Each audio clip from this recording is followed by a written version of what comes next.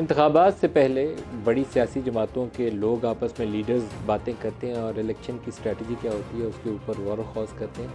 लाहौर में ऐसी आज एक मुलाकात नवाज़ शरीफ और मौलाना फजल रहमान के दरमियान हुई। कोई वैसे तो इसको गैर मामूली मानी नहीं, इस मीटिंग को देने चाहिए, लेकिन पीडीएम ने जो 16 माह की हुकूमत की उसका एक नुकसान जो इस वक्त पीएमएलएन, मौलाना फजल रहमान और पाकिस्तान पीपल्स पार्टी को है, वो अपनी पॉपुलैरिटी काफ़ी हद तक लूज़ कर चुके हैं। जो 16 माह में पाकिस्तान में महंगाई हुई, बेरोज़गारी हुई, उसका बहुत बड़ा बोझ उन जमातों के ऊपर है जो पीडीएम का हिस्सा बनकर हुकूमत कर रही थी।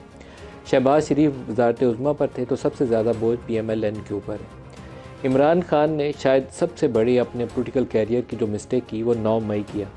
9 मई ना करते तो वो जो एंटी इस्टेब्लिशमेंट और एंटी अमेरिका बयानियाँ लेकर जो उनको अरूज हासिल हुआ था 27 मार्च 2022 के बाद से, उससे पहले वो अनपॉपुलर प्राइम मिनिस्टर थे जिनके ऊपर क्रिटिसिज्म ये था कि वो अच्छी गवर्नेंस नहीं दे सके, इकॉनमी को नहीं संभाल सके। लेकिन पीडीएम ने उसको 4 गुना रफ्तार के साथ उसी इकॉनमी को ऐसा डुबोया है कि अब इंतखाबात से पहले ये सारी जमातें परेशान हैं कि कौन सी हिकमत अमली या कौन सा बयानिया लेकर अवाम के पास जाएँ। इमरान खान इस वक्त गिरफ़्तार हैं, जैसे पिछले इंतखाबात से पहले नवाज़ शरीफ गिरफ़्तार थे, इस दफ़ा इमरान खान गिरफ़्तार है। पिछले इंतखाबात में नवाज़ शरीफ की नाअहली हो चुकी थी, इमरान खान की तोशाखाना केस में हो चुकी है, साइफ़र का मुकदमा उनके ऊपर चल रहा है, मालूम नहीं उसका अंजाम भी क्या होगा। आज उसकी पेशी भी थी और आज पहली दफ़ा जब से साइफ़र का मुकदमा चलना शुरू हुआ है तो आज मीडिया को एक्सेस दी गई। 7 जर्नलिस्ट वहाँ मौजूद थे और वहाँ पर इमरान खान का जो बयान है उससे एक इंडिकेशन मिलती है कि वो इस मामले में जनरल बाजवा को अभी वो ना बख्शने वाले हैं ना भुलाने वाले हैं। आज भी उन्होंने मीडिया से कहा कि वो साइफ़र के मुकदमे में जनरल बाजवा को गवाह के तौर पर बुलाएंगे और अमेरिकी सफारत खाने के नुमाइंदे को भी बुलाएंगे। अब ये मालूम नहीं है कि उनका ताज़ा तरीन इल्ज़ाम किसके ऊपर होगा। इल्ज़ाम सबसे पहले ये था कि अमेरिकी साजिश हुई है, अमेरिकी साजिश के तहत उनकी हुकूमत गिराई गई। डोनाल्ड लू के ऊपर उन्होंने इल्ज़ाम आयद किया। उसके बाद उन्होंने कहा कि नहीं, साजिश अमेरिका से नहीं हुई, साजिश यहाँ से अमेरिका बरामद की गई और ये साजिश जनरल बाजवा ने की है। उसके बाद वक्तन फ़वक्तन वो मुख्तलिफ़ और लोगों के नाम भी लेते रहे। लेकिन अगर वो जनरल बाजवा को गवाह के तौर पर बुलाते हैं या अमेरिकी सफारत खाने को फ़रीक के तौर पर उस केस के अंदर शामिल करते हैं तो इसका मतलब ये होगा कि उनका वो जो 27 मार्च 2022 को इस्लामाबाद में जलसे में उन्होंने ख़त लहराया था, वो इलेक्शन से पहले उसी बयानिए के साथ इंतखाबात में जाना चाहेंगे। क्या इंतखाबात में पीटीआई को फ्री हैंड मिलेगा? बहुत कम इम्कान है। जिस तरीके से उनके लोग पकड़े गए, मुझे नहीं लगता कि उनको फ्री हैंड मिलने वाला है। उनकी पार्टी आज़ादी से इलेक्शन लड़ सकेगी? नहीं लड़ सकेगी, बहुत मुश्किल होगी।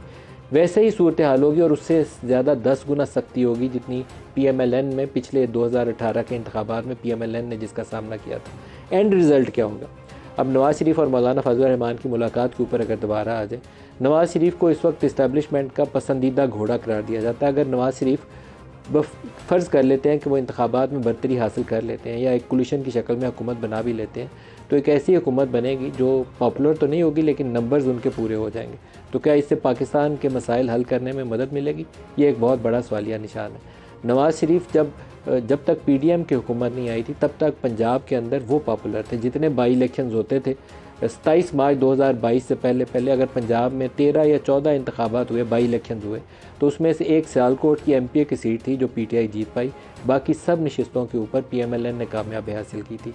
उसके बाद की सूरत हाल देखनी हो तो 25 सीटें हैं। जब पंजाब में अभी पीटीआई की हुकूमत, इत्तेहादी हुकूमत कायम थी, उसका नतीजा ये था कि उसकी अक्सरियत, बड़ी अक्सरियत जो थी वो पीटीआई जीत गई थी। अब क्या होगा? इंतखाबात होंगे वक्त पर तो उसका एंड रिज़ल्ट क्या होगा? 17 लोग, अननोन लोग, वो एक पटिशन लेकर इलेक्शन कमीशन के पास भी चले गए कि इंतखाबात को मौखर कर दिया जाए। इंतखाबात का इल्तवा पाकिस्तान के मसाइल में 100 गुना इजाफा तो कर सकता है, उसको हल नहीं कर सकता। अपने शुरा से इन दोनों मसलों का हल पूछेंगे। आज इस इशू के ऊपर हमारे साथ इस्लामाबाद स्टूडियोज़ में है सेनेटर मौला बख्श चांडियो साहब, पाकिस्तान पीपल्स पार्टी के सीनियर रहनुमा हैं, सेनेटर वलीद इकबाल साहब, पाकिस्तान तहरीक इंसाफ के रहनुमा हैं, और आसिफ किरमानी साहब पीएमएलएन से हमारे साथ है। सबको खुश आमदीद कहता हूँ प्रोग्राम में। मौला बख्श चांडियो साहब, आपसे गुफ्तगू का आगाज़ कर लेते हैं। आप फरमाइए कि क्या जो पीडीएम है वो उन मसाइल का, या वो रहनुमा जो पीडीएम का हिस्सा थे, उन मसाइल का हल दे सकेंगे जो आज पाकिस्तान को दरपेश है? मेरा ख्याल है मैं एकदम तो हाल नहीं कर सकता, क्योंकि जो तवक़्क़ात थी वो पूरी नहीं हुई। मैं इल्ज़ाम किसी पे भी नहीं लगाना चाहता, हम सब शरीक थे, हम खामखा किसी पे लगाएं, लेकिन ज़्यादातर जिम्मेदारी नून लीग पर आयद होगी। क्यों ज़्यादातर? इसलिए कि सरबराह थे, वज़ीर आज़म थे, सारे अख्तियारात उनके पास थे। वज़रा को जिनको खुद ने चाहा होगा उनको अख्तियारात मिले होंगे, बाकियों को नहीं मिले होंगे। मिसाल के तौर पर मेरे वज़ीर, मेरे चेयरमैन जो उनकी काबीना में रहे, वो चीखते रहे, चिल्लाते रहे मामूली चीज़ के लिए जो हमारा हक था। सैलाब के मामले में पाकिस्तान हमारी मदद करे, ये हमारा मुतालबा था। मेरे सिंध के चीफ मिनिस्टर मुराद अली शाह साहब बार बार मिन्नतें कहते, शोर बचाते रहे कि जनाब हमें हमारा हक दो, हमारे लोग डूबे हुए हैं, हमारी सुनी नहीं गई। आपके ख्याल में शहबाज शरीफ का कसूर था ये? वज़ीर आज़म था, बात है वज़ीर आज़म की। 3 बार आए, वादे किए, एक वादा पूरा नहीं किया। तो ये जो महंगाई, बेरोजगारी, ये जो पॉपुलैरिटी नीचे गिरी है, इसका जिम्मेदार आप फिर PMLN को करार देंगे? यकीन जो इज्तिमाई इल्ज़ाम बोझ पड़ेगा उसमें हम भी शेयर करेंगे। हम भागे नहीं, हमने वो इल्ज़ाम देकर अपनी मुसीबतें देकर भागे, हमने इनको छोड़ा नहीं।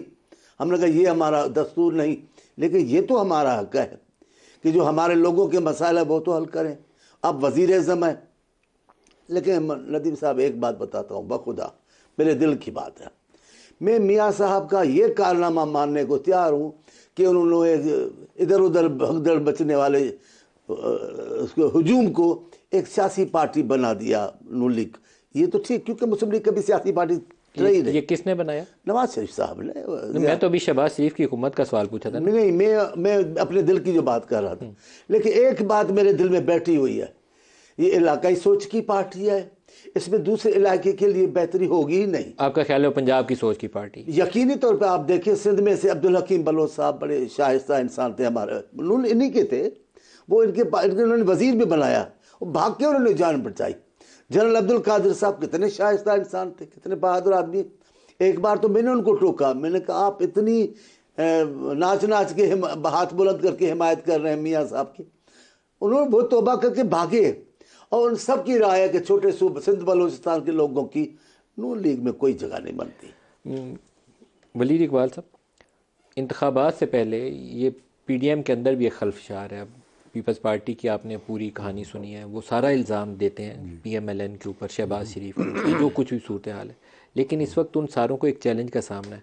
जो उस 16 महीने की हुकूमत का हिस्सा था, वो लोगों के गमो गुस्से का उसको सामने, they are highly unpopular. I don't know कि नवाज शरीफ के इलेक्शन कैंपेन के अंदर लोग कितना कबूल करेंगे, क्योंकि PDM का हिस्सा तो नहीं थे, वो तो पाकिस्तान से बाहर थे, लेकिन उसी जमात को लीड करना है जिसका वज़ीर आज़म था, छोटा भाई वज़ीर आज़म था। तो क्या बनेगा? मैं तो पहले भी अर्ज़ कर चुका हूँ, मैं वो एक मुहावरा है, आपके शो पे नहीं बोला था, अब यहाँ बोल देता हूँ। जहाँ तक PPP की लीडरशिप अपने आप को डिसएंगेज करने की और डिस्टेंस करने की कोशिश कर रही है PDM की उस हुकूमत से, जो कि 16 माह कायम रही, 2022 के अप्रैल से लेकर अगस्त 2023 तक, वो बिल्कुल एक फ्यूटाइल और नाकाम कोशिश है। क्योंकि PPP सेकंड लार्जेस्ट पार्टी थी PDM गवर्नमेंट की, उनकी सपोर्ट के बगैर एक दिन भी नहीं चल सकती थी PDM गवर्नमेंट। सो यहाँ तक वो अपने आप को डिस्टेंस कर रहे हैं फ्रॉम द PMLN या PDM गवर्नमेंट। तो मैंने कहा था ना, मुहावरा मैंने आपके शो पर तो नहीं बोला, मैं फिर बोलूँगा, वो है Ram Singh and Prem Singh one and the same. तो वो तो बिल्कुल एक ही वो बात है। तो इसलिए वो मलबा जो है ना, वो सारा PMLN पे नहीं डाल सकते, वो PDM का मुश्तरका मलबा है। और उसमें और बहुत सी चीज़ें भी शामिल हैं, सिवाय अलावा इस महंगाई और वो सारी जो बेरोज़गारी और जो मुसीबत का जो वबाल डाला गया उन्होंने अवाम के ऊपर, और जिसके लिए वो बैलेट के ज़रिए इंतकाम लेने के लिए तैयार हैं। और वो ये है कि वो बराबर के शरीक थे, और ये मैं आपको सोच समझ के बात कर रहा हूँ एज ए लॉयर और एज पाकिस्तान की आइनी और जमहूरी तारीख़ के एक तालिब इल्म के।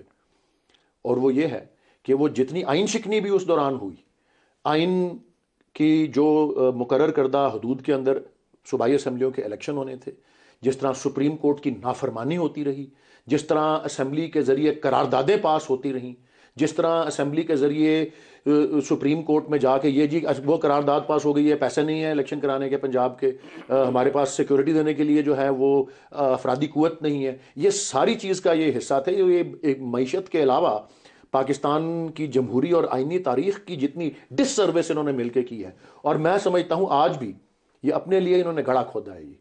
क्योंकि जितना मैं 9 महीने से ये बात कर रहा हूँ, जब से ये सूबा पंजाब और सूबा KP के जो इलेक्शंस जो हैं, इनके ऊपर जो है आइन की नाफरमानी मुसलसल हो रही है, आज तक हो रही है, कि ये पॉलिटिकल क्लास जो है ये इसका हिस्सा बन रही है, और ये एक दिन इन्हीं के ऊपर आके बूमरैंग करेगा।